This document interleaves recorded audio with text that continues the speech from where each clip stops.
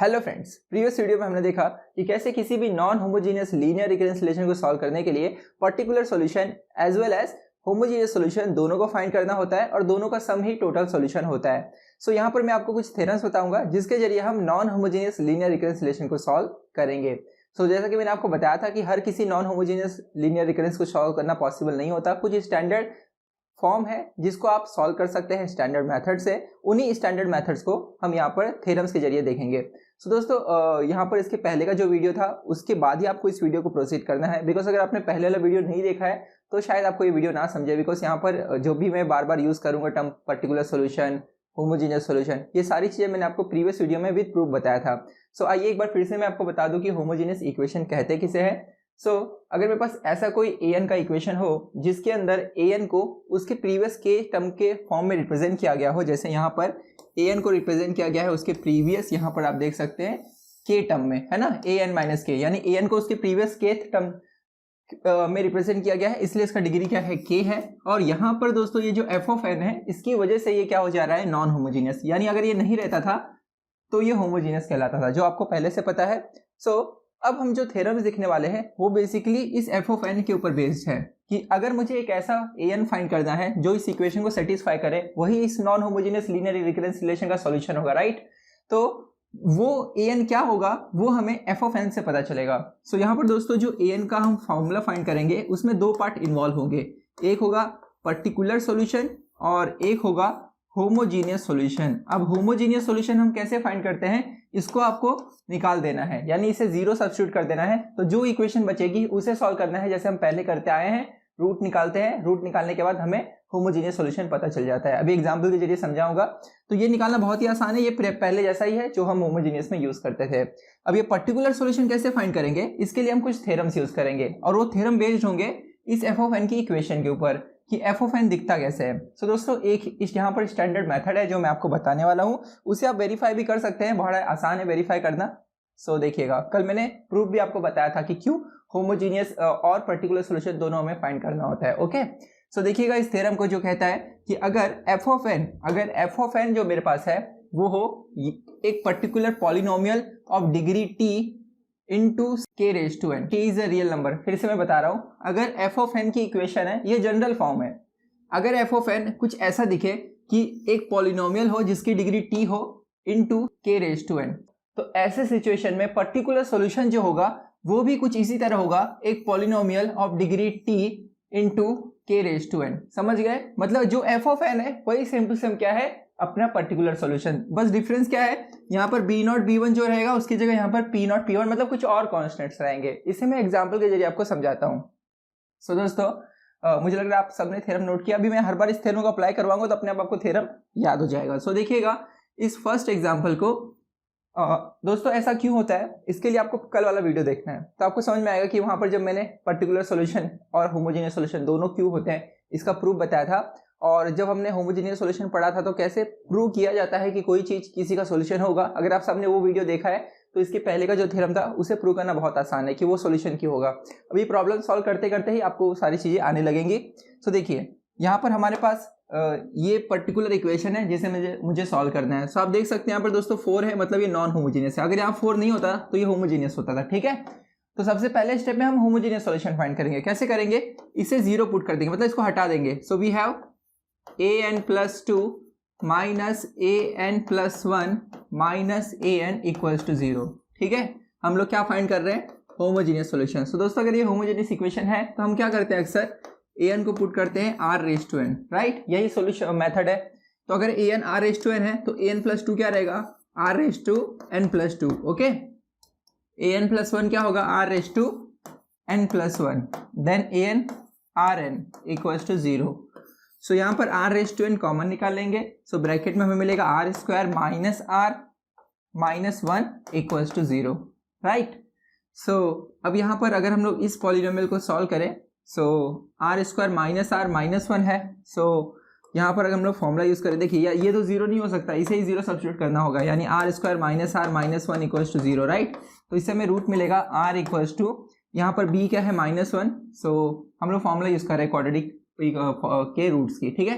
So minus B that is minus of minus 1 plus और minus square root of B square minus 4ac, यानी -1 का square -4, a1 है, c-1 है, divided by 2 times a क्या है दोस्तों 1। सो वी हैव, ये दोनों मिलके प्लस हो जाएगा, देन प्लस और माइनस स्क्वायर रूट ऑफ 1 + 4 हो जाएगा 5 डिवाइड बाय 2। सो दोस्तों यहाँ पर एक रूट हमें मिलेगा 1 + √5/2 और दूसरा रूट मिलेगा हमें यहाँ पर 1 - √5/2। ओके, ऐसे दो रूट्स मिलेंगे। सो देयरफॉर होमोजीनियस जो सॉल्यूशन होगा वो क्या होगा, some constant c1 times r1⁴n plus c2 into r2⁴n, जिसका प्रूफ मैंने ऑलरेडी पहले दिया हुआ है, ठीक है, होमोजीनियस के वीडियो के पार्ट में। तो दोस्तों यहाँ पर हम r1 की जगह क्या पुट करेंगे, ये रूट, यानी 1 + √5/2 n plus c2 times r2 की जगह 1 - √5/2 n। Okay, so this is homogeneous solution. अब c2 c1 कैसे निकालेंगे, c2 c1 के लिए दोस्तों आपको यहाँ पे कुछ दिया तो नहीं गया है, लेकिन अगर a0 और a1 दिया हो तो हम पुट करके वो निकाल सकते हैं, ठीक है। फिलहाल यहाँ पर जरूरत नहीं है, यहाँ पर आपको सीरियस समझना है सॉल्यूशन कैसे निकालते हैं। c2 c1 निकालना बड़ा आसान है, जैसे हम लोगों ने पहले होमोजीनियस में किया था, पुट करके निकालते थे, ठीक। सो वो तो बड़ा आसान सा चीज़ है। ये मैं आपको बताता हूँ कि कैसे हम लोग फाइंड करेंगे यहाँ पर अब पर्टिकुलर सॉल्यूशन को। सो दोस्तों पर्टिकुलर सॉल्यूशन के लिए पहले थ्योरम याद कीजिए। थ्योरम क्या कहता है, थ्योरम ये है हमारे पास जो कहता है कि अगर f(n) इस फॉर्म में हो तो हमारे पास f(n) क्या है 4। सो अगर आप दोस्तों 4 को देखेंगे, हमारे पास f(n) है 4, उसको अगर मैं इस फॉर्म में लिखूं तो कैसे लिख पाऊंगा, 4 × n⁻0 × 1⁻n, ऐसे लिख सकते हैं कि नहीं, राइट। ऐसे क्यों लिख रहा हूं मैं, उसका रीजन यह है कि मैं इस फॉर्म में लिखना चाहता हूं। तो यहाँ पे देखिए b0 × n⁻0 है, तो वही हो गया, यहाँ पे 4b0 हो गया × n⁻0, और आगे यहाँ पर ये सब कुछ यहाँ पर नहीं है, क्योंकि यहाँ पर जो पॉलिनोमियल है उसकी डिग्री क्या है, यहाँ पर 0 है। ओके, सो जरूरी नहीं है सारे टर्म हो, जितना भी हो आपके पॉलिनोमियल में उतना चलेगा, ठीक। इंटू k⁻n चाहिए, लेकिन यहाँ पर कुछ दिख नहीं रहा है तो 1⁻n लिख सकते हैं, समझ गए। ये बहुत ज़्यादा इंपॉर्टेंट है, याद रखिएगा, क्योंकि इससे ना आपका कुछ यहाँ पे गलत भी हो सकता है अगर आपने ध्यान नहीं दिया 1⁻n लिखना। मैं बताऊंगा थोड़ी देर में, वो इसलिए क्योंकि दोस्तों ये फॉर्मूला जो है ना, ये फॉर्मूला तब वैलिड है जब, देखो आगे क्या लिखा गया, if and only if k is not root of characteristic equation of the associated linear homogeneous relation. इसका क्या मतलब हुआ, इसके पहले अभी हम लोग ने वो सॉल्व किया ना,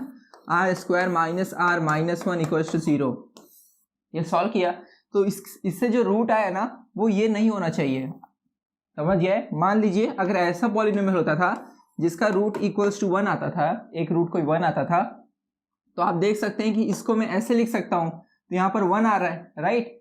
तो ये फॉर्मूला यूज हम नहीं कर सकते थे जो यहाँ पर है पर्टिकुलर सॉल्यूशन का, तो उसके लिए कुछ और मेथड है जो मैं आगे आपको बताऊंगा। सो हमेशा याद रखिए कि ये फॉर्मूला जो मैंने लिखा है कि अगर ऐसा फॉर्म हो तो हम ऐसा पर्टिकुलर सॉल्यूशन लिखेंगे, वो तभी वैलिड है जब जो रूट्स निकल रहे हैं वो रूट्स में कहीं पर भी यहाँ पर जो चीज़ दिख रहा है आपको 1 2 जो भी दिखे वो नहीं आना चाहिए, ठीक है। मैं कुछ एग्जाम्पल के जरिए और समझाऊंगा, पूरी तरह क्लियर होगा, टेंशन मत लो। तो दोस्तों यहाँ पर अभी मैंने आपको बताया कि f(n) हमारे पास है 4, जिसे हम लिख सकते हैं 4 × n⁻0 इंटू सब, यहाँ पर k⁻n की जगह यहाँ पर क्या आएगा 1⁻n, ठीक है। 1⁻n क्या होता है, 1 ही होता है। So therefore particular solution is equal to ये है ना। तो यहाँ पर दोस्तों अगर डिग्री 0 है तो आपको यहाँ पर एक ही टर्म लेना है, अगर डिग्री 1 रहती थी तो आपको 2 टर्म लेना होता था, 3 रहती थी, 2 रहता था तो आपको 3 टर्म लेना होता था, 1 रहता था तो 2 टर्म लेना होता था। मतलब फॉर एग्जांपल अगर यहाँ पे n⁻0 की जगह n होता था, सपोज यहाँ पे 4n होता था, तो आप क्या पर्टिकुलर सॉल्यूशन में कितने टर्म लेते थे, यहाँ तक n⁻1 तक। ओके, ये दोनों के दोनों, हाँ। सो ये आपको यहाँ पे ध्यान देना है, अभी और क्वेश्चंस में कराऊंगा तो पूरी तरह आपको ये क्लियर हो जाएगा। सो अगर n⁻0 है तो यहाँ पर सिर्फ एक ही टर्म लेना है, p0 n⁻0, समझ गए। देन इनटू ये 1⁻n जैसा दिख रहा है वैसे लिख दीजिए 1⁻n, है ना। मतलब करना क्या है आपको मैं सिंपली बताता हूँ। इसको देखो यहाँ पे 4 था तो आपने 4 को लिखा 4 × n⁻0, तो यहाँ से मैच करना है इसके साथ, ठीक है। तो जो कांस्टेंट दोस्तों यहाँ b0 रहेगा वो यहाँ पर आके p0 हो जाएगा, मतलब कांस्टेंट का मतलब वैल्यू चेंज हो जाएगा, ठीक। सो यहाँ पे अगर कोई पॉलिनोमियल समझो डिग्री 2 का होता था, n² होता था, तो यहाँ पर हम लोग ये पूरा n यहाँ तक ये सारे टर्म लेते थे, ठीक है। सो आपको ये याद रखना है, इसके बाद मैं बताता हूँ ऐसे और problems. So this is equal to p0, right, क्योंकि n⁻0 1 1⁻n भी 1, तो पर्टिकुलर सॉल्यूशन दोस्तों होगा p0। तो अब p0 की वैल्यू कैसे निकालेंगे, आपको इस इक्वेशन में जहाँ an है वहाँ p0 पुट करना है। सो दोस्तों पी नॉट तो एक कांस्टेंट है, इसलिए ए एन प्लस टू, ए एन प्लस वन सब पी नॉट होगा, नहीं समझे। देखिए अगर सपोज ए एन होता था 2 तो ए एन प्लस वन क्या होता था 2 प्लस वन, राइट। ए एन प्लस टू क्या होता था 2 प्लस टू। मतलब अगर ए एन यहाँ पर एन का फंक्शन होता था तो ए एन प्लस वन, ए एन प्लस टू सब अलग होता था। लेकिन अगर मैं कह दूं कि ए एन जो है वो एक कांस्टेंट है जिसे मैं पी नॉट कह रहा हूं, तो वो सब जगह सेम ही होगा, क्योंकि यहाँ पर कुछ एन है ही नहीं। तो यहाँ पर एन प्लस टू करो, एन प्लस वन करो, ये चेंज थोड़ी ना होगा, समझ गए। मतलब यहाँ पर हमें ए एन प्लस टू, देखिए पर्टिकुलर सोल्यूशन मैंने आपको बताया था, चाहे होमोजेनियस सोल्यूशन हो चाहे पर्टिकुलर सोल्यूशन हो, अगर आप पर्टिकुलर सोल्यूशन इसमें सब्स्टिट्यूट करेंगे इक्वेशन में तो आपको आरएचएस मिलेगा। कल मैंने जो प्रीवियस हमारा वीडियो है उसमें मैंने बताया था। और अगर होमोजेनियस सोल्यूशन पुट करोगे तो आपको 0 मिलेगा, ठीक है। तो पर्टिकुलर सोल्यूशन का मतलब यही होता है कि जो भी आंसर है वो इसमें पुट करोगे तो आपको आंसर 4 मिलना चाहिए। तो मुझे पता करना है पी नॉट ऐसा क्या पुट करूंगा मुझे आंसर 4 मिले, तो इसलिए मैं ए सबकी जगह पी नॉट पुट करके देखूंगा। तो ए एन प्लस टू की जगह भी मैं पुट करूंगा P naught, then A N plus one की जगह भी पुट करूंगा P naught, then A N की जगह भी पुट करूंगा पी नॉट इक्वल्स टू क्या 4। सो दोस्तों ये दोनों कैंसिल हो गया, पी नॉट का वैल्यू क्या आया -4। ओके, सो पी नॉट हो गया -4। सो मुझे यहाँ पर पर्टिकुलर सोल्यूशन में मिल गया, इसलिए टोटल सोल्यूशन होगा A N is equal to क्या होगा बताइए, homogeneous solution plus particular solution. अब होमोजीनियस सोल्यूशन क्या था, C1 into 1 plus √5/2 raise to n plus C2 1 minus √5/2 raise to n, and particular solution हमें मिला PS कितना मिला -4। सो यहाँ पर -4, ठीक है। सो ये है फाइनल टोटल सोल्यूशन। तो मुझे लग रहा है बेहतरीन समझा आपको। आइए दोस्तों मैं आपको कुछ और एग्जांपल्स बताता हूँ। सो नेक्स्ट क्वेश्चन में हमें सॉल्व करना है an plus 2 minus 4an equals to n। तो यहाँ पर आप देख सकते हैं n प्रेजेंट है, मतलब ये नॉन होमोजेनियस इक्वेशन है। सो इसलिए हमें क्या करना होगा, पहले होमोजेनियस सोल्यूशन फाइंड करना होगा, जिसके लिए हम इसे 0 पुट करेंगे। सो हमें मिलेगा an plus 2 minus 4an equals to 0। So therefore अब यहाँ पर हम क्या करेंगे, an की जगह होमोजेनियस इक्वेशन में हम an की जगह क्या पुट करते हैं, r raise to n। So an plus 2 की जगह क्या पुट होगा, r raise to n plus 2 minus 4 times an की जगह r raise to n equals to 0। So यहाँ पर अगर मैं r raise to n common ले लूँ तो ब्रैकेट में मिलेगा r square minus 4 equals to 0। So therefore या तो r रेज टू n 0 या तो ये 0, बट ये 0 नहीं हो सकता बिकॉज r इज नॉट 0, तो ये 0, that is r square minus 4 equals to 0.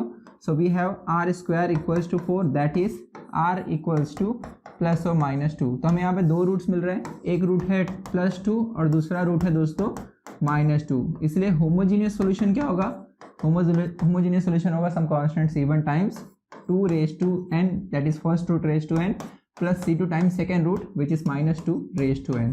Okay, so ये होमोजीनियस सोल्यूशन है जिसे निकालना काफ़ी आसान है। अब पर्टिकुलर सोल्यूशन के लिए हमें थ्योरम यूज़ करना होगा। तो इसके रूट्स क्या हैं, इसके रूट्स आए 2 और -2। ओके, सो अब हमें देखना क्या है, यहाँ पर हमें रूट्स मिले R1, जस्ट वेट, C। ये यहाँ पर थ्योरम है जिसका हम यूज़ करेंगे। तो हमें क्या करना होगा, इसे इस फॉर्म में लिखना होगा। तभी हमें होमोजीनियस इक्वेशन के रूट्स मिले R1 2 और R2 मिला -2। इसे आप नोट कर लेने का कभी भी, ठीक है, क्योंकि आगे ये पर्टिकुलर सोल्यूशन में आपको काम आएगा। कहाँ पर देखेंगे, सो दोस्तों ये n है, तो इसे अगर इस फॉर्मेट में लेकर आऊँ तो कैसे लिख सकते हैं हम लोग, देखिए हमारे पास f ऑफ n जो है वो है n, जिसे मैं लिख सकता हूँ a1 या b1 टाइम्स, या ऐसे भी हम लोग लिख सकते हैं 1 times n raise to 1 into 1 raise to n, right. ऐसे इसलिए लिखे ताकि इससे हम मैच कर पाएँ, क्योंकि यहाँ पर दोस्तों कोई k रेज टू n नहीं है, लेकिन हम ऐसे लिख सकते हैं into 1 raise to n, right ना। तो आप देख सकते हैं ये वाला पार्ट हमारे पास प्रेजेंट है, जहाँ पर b1 की वैल्यू क्या है, 1 है। ओके, सो मतलब आपको ज़्यादा कुछ सोचना नहीं, ये तो मैं आपको अच्छे से बता रहा हूँ लिख के कि ऐसे ऐसे है, इसलिए आपको टाइम जा रहा है यहाँ पर।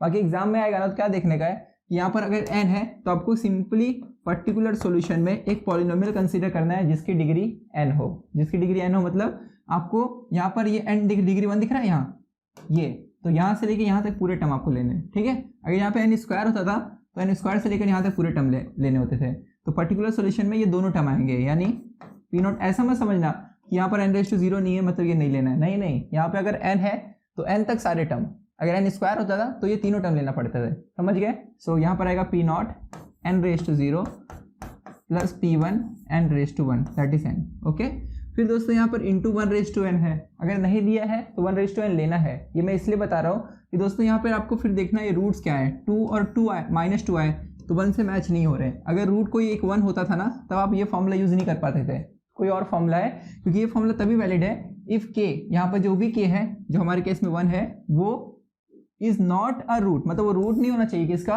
जो भी कैरेक्टरिस्टिक इक्वेशन इसके पहले हमने सॉल्व किया वहां से जो आंसर मिला वो, यानी 2 और -2। ठीक है, सो 2 और -2 यहाँ पर नहीं दिखना चाहिए, पर यहाँ पर 1 है तो कोई प्रॉब्लम नहीं, हम यूज कर सकते हैं फॉर्मूला।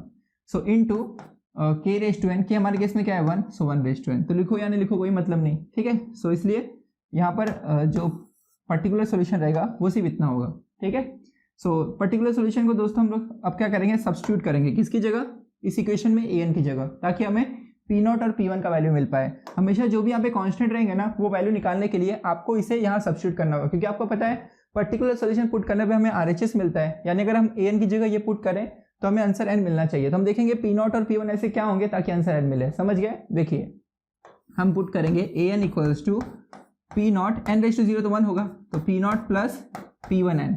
तो मुझे यहाँ पर बताइए an+2 क्या होगा, P0 प्लस P1 इस n की जगह n+2, समझ गए। मतलब यहाँ पे अगर n की जगह n+2 लिखा तो यहाँ जहाँ जहाँ n रहेगा वहाँ n+2, क्योंकि इस टर्म में n नहीं था तो ये एज इट इज आएगा, समझ गए। यही इसके पहले वाले केस में भी हो रहा था कि सिर्फ P0 था तो an+2 an+1 जो भी है वो सब P0 ही रहेगा। ओके, सो यहाँ पर ये दोनों का हम सब्स्टिट्यूट करेंगे यहाँ पर। सो इसकी जगह हम लिखेंगे ये जो है P0 plus P1 n+2 then -4, an की जगह क्या लिखेंगे, an की जगह लिखेंगे इस पूरे इक्वेशन को, यानी P0 plus P1n equals to क्या है n। ओके, सो देयरफॉर अब थोड़ा सिंप्लीफाई करेंगे, ये P1 को अंदर लेके जाएंगे तो n से मल्टीप्लाई होगा तो n टाइम्स P1, और यहाँ पे -4 इससे मल्टीप्लाई होगा तो -4n P1। ठीक है, तो जो n वाले टर्म है वो एक साथ में ले रहा हूँ। फिर उसके बाद ये P0, ये P1 2 से मल्टीप्लाई होगा तो 2P1 माइनस ये 4 P0 इक्वल्स टू n। दोस्तों n प्लस ऐसे 0 लिख सकते हैं, राइट। ऐसा क्यों करें, हम लोग कंपेयर करेंगे। कैसे कंपेयर करेंगे, देखिए यहाँ पर ये जो n है इस n को मैं बाहर लिख देता हूँ कुछ इस तरह। ठीक है, तो हम लोग LHS और RHS कंपेयर करेंगे। तो यहाँ पर दोस्तों n का कोफिशिएंट क्या है 1, तो ये दोनों इक्वल है ना LHS और RHS। यहाँ पर जो n का कोफिशिएंट है वो भी क्या होना चाहिए 1 होना चाहिए, यानी P1 माइनस 4P1 ये कितना आएगा, P1 माइनस यहाँ पर 4P1 होगा -3P1, राइट। वो किसके इक्वल होगा 1 के इक्वल होगा। सो इसलिए P1 की वैल्यू क्या हो जाएगी -1/3, समझ गए। सो यहाँ पर दोस्तों उसके बाद जो ये वाला पार्ट है ये किसके इक्वल होगा, 0 के इक्वल होगा, क्योंकि इसके साथ कुछ भी मतलब देखिए हमने क्या क्या कंपेयर किया, n का कोफिशिएंट 1 है तो यहाँ पर n का जो कोफिशिएंट है 1 होना चाहिए, प्लस एक्स्ट्रा पार्ट जो भी है वो क्या होना चाहिए 0 होना चाहिए, समझ रहे हैं। इक्वेट कर रहे हैं LHS और RHS। सो इसलिए P0, अब देखिए P1 का वैल्यू तो हमने निकाल लिया -1/3, तो यहाँ पुट कर देते हैं। सो P0 माइनस 4P0 कितना होगा -3P0 माइनस, ये देखिए P1 की जगह हम लिखेंगे -1/3। Okay, so this is equal to what 0। So therefore -3P0 equals to, ये उस तरफ जाएगा तो 2/3, फिर इसको इधर लेकर आते हैं तो P0 इक्वल्स टू मिलेगा -2/9। ठीक है, इस तरह हमें P1 और P0 का वैल्यू मिल गया। सो P1 और P0 का वैल्यू मिल गया, इसमें अगर हम लोग पुट करेंगे तो हमें पर्टिकुलर सोल्यूशन मिलेगा।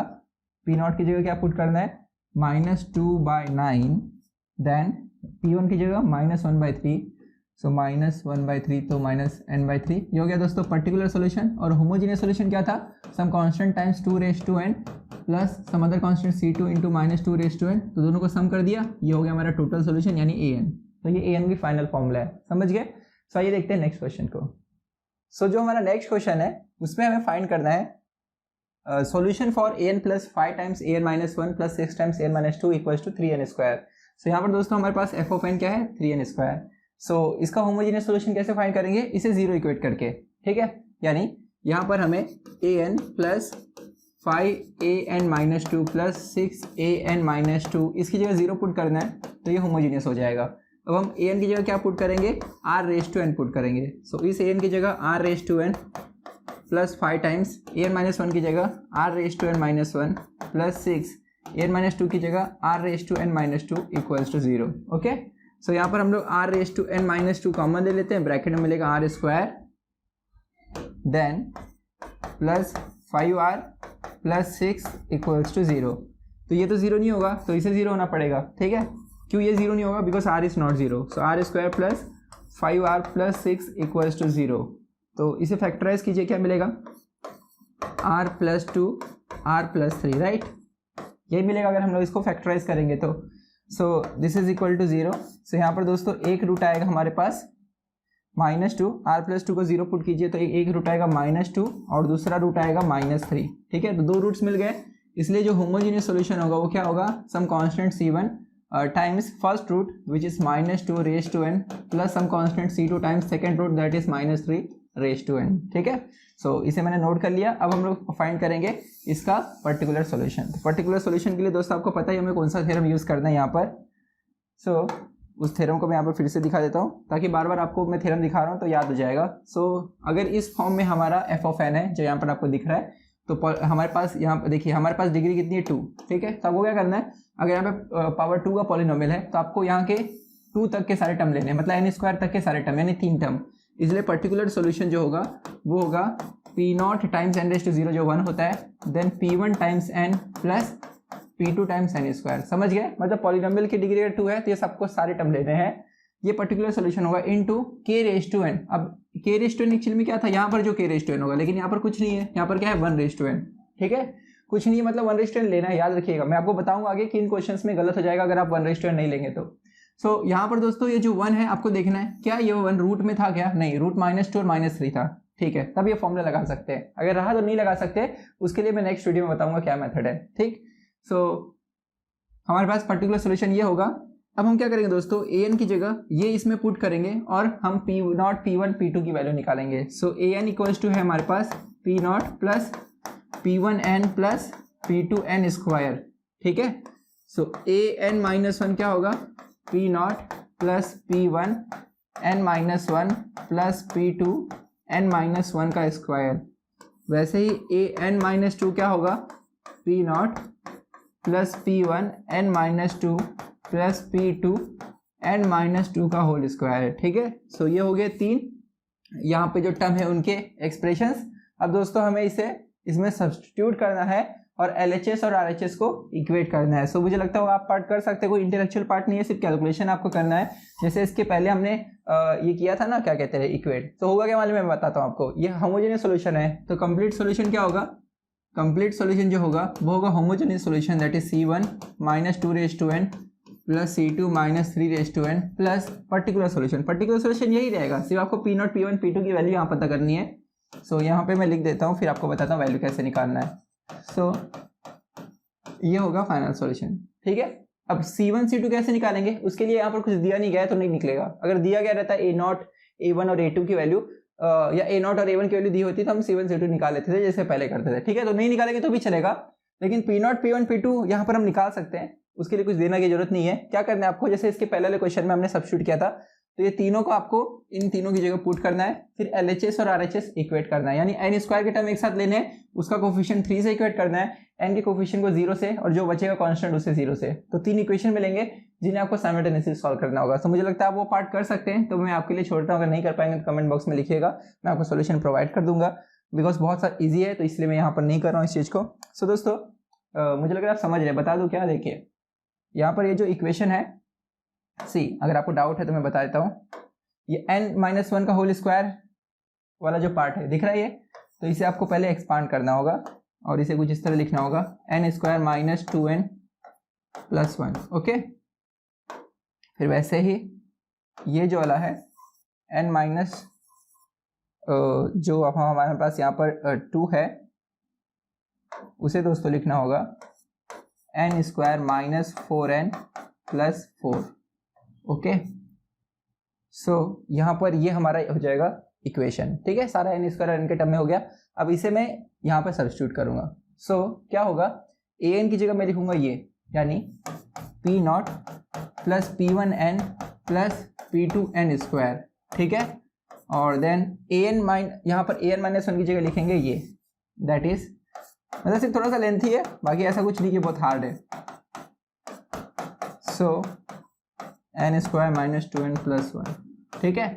फिर उसके बाद 6 टाइम्स ये यहाँ पर जो है P naught plus P1 n minus 2 plus P2 n square minus 4n plus 4 and this is equal to what 3n square, ठीक है। RHS में 3n स्क्वायर है। अब आपको क्या करना है कि जो कांस्टेंट टर्म एक साथ लेना है, n के टर्म एक साथ लेना है, n स्क्वायर के एक साथ लेना है।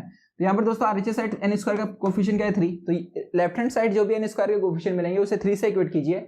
n के कोफिशिएंट यहाँ पे राइट हैंड साइड n का कोई टर्म नहीं है, यानी n का टर्म भी 0 है और कांस्टेंट पार्ट भी कोई 0 है, राइट। तो इसलिए जो n के यहाँ पे टर्म आएंगे उनके कोफिशिएंट को 0 इक्वेट करना है और कांस्टेंट को पार्ट को भी 0 इक्वेट करना है। 3 इक्वेशन मिलेंगे, साइमल्टेनियसली सॉल्व करोगे कैलसी में डाल के, या अगर आप गेट के लिए प्रिपेयर करो तो इतना बड़ा क्वेश्चन नहीं आएगा। यहाँ पर दोस्तों अगर गेट में क्वेश्चन आता है तो आपको एमसीक्यूज आएंगे, मैच करना होगा, तो आप क्रॉस चेक कर सकते हो, जो भी P0 P1 P2 की वैल्यू दी गई रहेगी वो पुट करके देख सकते हो सेटिस्फाई कर रहा है कि नहीं। अगर यहाँ पे P0 P1 P2 की जो भी एमसीक्यू में वैल्यू होगी वो पुट करके देखूंगा कि मुझे 3n स्क्वायर मिल रहा है, मतलब सेटिस्फाई कर रहा है, ठीक है। इतना सॉल्व करने की जरूरत नहीं होगी, लेकिन मुझे लगता है अब आप सॉल्व कर सकते हैं, कैसे आपको करना है यहाँ पर, ठीक है। तो इक्वेट कीजिए, 3 इक्वेशन सॉल्व कीजिए कैलसी में डाल के, जो भी एकेडमिक के लिए प्रिपेयर कर रहे हैं, कैलसी अलाउड है एग्जाम में, तो आप यहाँ पर P0 P1 P2 आसानी से निकाल सकते हैं। दोस्तों आइए मैं आपको नेक्स्ट यहाँ पर दिखाता हूँ प्रॉब्लम, जो है an plus 5 an minus 1 plus 6 an minus 2 42 into 4n। सो इसके लिए अगेन हम यहाँ पर पहले होमोजीनियस सॉल्यूशन फाइंड करेंगे। मुझे लगता है वो पार्ट भी आप आसानी से कर सकते हैं, बार बार एक ही चीज़ बता रहा हूँ तो बोर हो जाओगे आप। तो देखिए पहले मैं आपको यहाँ पर्टिकुलर सॉल्यूशन बताता हूँ, ठीक है, बाद में होमोजीनियस देखते हैं। तो दोस्तों यहाँ पर आप देखेंगे पॉलिनोमियल है ही नहीं, सीधा 4n है, राइट, लेकिन है, इसे आप ऐसे भी तो लिख सकते हो 42 into n raise to 0 into 4n, समझ गए। तो यहाँ पर पॉलिनोमियल में सिर्फ एक ही पार्ट है, ये n रेज टू 0 मतलब 1 होता है ना, तो सिर्फ कांस्टेंट पार्ट है, इसलिए सॉल्यूशन में जो पर्टिकुलर सॉल्यूशन रहेगा उसमें सिर्फ एक ही टर्म आएगा ये, यानी P0 into n raise to 0, n raise to 0 तो 1 होता है, तो सिर्फ P0 into k raise to n। तो k क्या है दोस्तों यहाँ पर 4 रेज टू n है ना, k यहाँ पर 4 है, तो ये जो 4 रेज टू n है ये एज इट इज आएगा। लेकिन दोस्तों ये तभी आएगा, ये सॉल्यूशन तभी होगा जब P0 वो होमोजीनियस का रूट निकलेगा ना, उसमें P0 का किसी भी दोस्तों जो होमोजीनियस का रूट निकलेगा उसमें किसी का भी रूट 4 नहीं होना चाहिए। मैं आपको बताता हूँ, देखिए होमोजीनियस कैसे सॉल्व करेंगे। यहाँ पर हम इसे 0 ले लेंगे तो क्या मिलेगा, an plus 5 an minus 1 plus 6 an minus 2 equals to 0। यहाँ पर नहीं आएगा क्योंकि मैंने ऑलरेडी सॉल्व किया है इसे। सो अगर यहाँ पर हम an की जगह r raise to n put करें तो an माइनस 1 की जगह r raise to n minus 1 plus 6 times an minus 2 की जगह r raise to n minus 2 equals to 0। So r raise to n minus 2 निकाल लीजिए, कॉमन ब्रैकेट में मिलेगा r square plus 5r plus 6 equals to 0, ठीक है। तो ये तो वही वाला जैसा हो गया जैसा पहले किया था। तो r यहाँ पे r plus 2 into r plus 3 equals to 0, समझे कैसे, क्योंकि ये तो 0 नहीं होगा तो इसे 0 पुट करेंगे, जिसके फैक्टर होंगे यहाँ पर r plus 2 into r plus 3। तो r की एक वैल्यू आएगी दोस्तों -2 और दूसरी वैल्यू आएगी -3, ठीक है। सो यानी 4 नहीं आ रहा है तब ये फॉर्मूला लगा सकते हैं। अगर 4 यहाँ पर कोई रूट होता था तो उसका मेथड मैं नेक्स्ट वीडियो में बताऊंगा। तो दोस्तों ये होगा हमारा पर्टिकुलर सॉल्यूशन, मुझे लग रहा है आप समझ रहे हैं। तब इस पर्टिकुलर सॉल्यूशन को हम लोग सब्स्टिट्यूट करेंगे, यानी इसे एज अ an लेकर हम इसमें पुट करेंगे, ठीक है। सो an की जगह क्या लिखेंगे, ये P0 into 4 raise to n plus 5 times an minus 1 की जगह यहाँ पर दोस्तों P0 4 रेज टू n की जगह n minus 1, then plus 6 an minus 2 की जगह P0 4 raise to n minus 2, समझ गए। And this is equal to 42 times 4 raise to n, ठीक है। सो अब मैं यहाँ पे क्या करूँगा, P0 into 4 raise to n minus 2 ये कॉमन ले लेता हूँ, ठीक है, पूरे इक्वेशन से। सो यहाँ पर दोस्तों हमें मिलेगा ब्रैकेट में 4 square plus 5 times 4 plus 6, okay, equals to 42 times 4 raise to n। So आप देखेंगे यहाँ पर कि ये जो दोस्तों 4 रेज टू n माइनस 2 है, इसे हम लोग लिख सकते हैं 4 raise to n upon 4 square यानी 16, समझे। 4 रेज टू n माइनस 2 था ना, तो 4 raise to n upon 4 square लिख दिया, 4 स्क्वायर 16 होता है, तो ये 4 रेज टू n, ये 4 रेज टू n यहाँ पर कैंसिल हो गया। अब यहाँ पे अंदर का कैलकुलेशन करोगे तो 4 स्क्वायर यहाँ पे होता है 16, 5 2 होगा 20 प्लस 6, राइट। तो यहाँ पर दोस्तों 6 प्लस 16 यहाँ पर होगा 22 और ये प्लस 20 42, तो ये 42 और ये 42 हो जाएगा कैंसिल। सो P0 का सिंपल आंसर आएगा, ये 16 वहाँ जाएगा मल्टीप्लाई होगा तो 16, ठीक है। तो पी नॉट का आंसर आ गया 16, यानी इसकी जगह लिख सकते हो आप 16, तो इसलिए पर्टिकुलर सोल्यूशन मिला 16 टाइम्स 4n। तो दोस्तों हमारे पास यहाँ पर रूट्स ये आ रहे थे, तो इसलिए होमोजेनियस सोल्यूशन क्या होगा, -2n जो एक रूट है into some constant plus C2 into second root -3n। अब उसके अंदर हम लोग प्लस कर देंगे ये पर्टिकुलर सोल्यूशन को, होमोजेनियस सोल्यूशन में पर्टिकुलर सोल्यूशन को प्लस करेंगे 16 इंटू 4n। ओके, सो ये होगा हमारा टोटल सोल्यूशन जिसे कहेंगे an। तो मुझे लग रहा है आप बेहतरीन समझे कैसे हमें इस तरह के प्रॉब्लम को सॉल्व करना है। सो दोस्तों नेक्स्ट वीडियो में हम देखेंगे कि अगर जो भी हम यहाँ पर सॉल्व कर रहे हैं इक्वेशन, उसके रूट्स रिपीट हो जाए, सॉरी नॉट रिपीट, उसके रूट्स अगर दोस्तों यहाँ पर जो आ रहे हैं वही आपको यहाँ पर दिखे, जैसे यहाँ पे 4n है ना, तो यहाँ पे अगर -2n होता था तो यहाँ -2 और ये -2 मैच हो रहा है, तब हम ये फॉर्मूला नहीं अप्लाई करते थे, तो इसी को थोड़ा सा मॉडिफाई करना होता था, जिसका मेथड हम लोग नेक्स्ट वीडियो में देखेंगे। तब तक के लिए बहुत बहुत धन्यवाद। जय हिंद।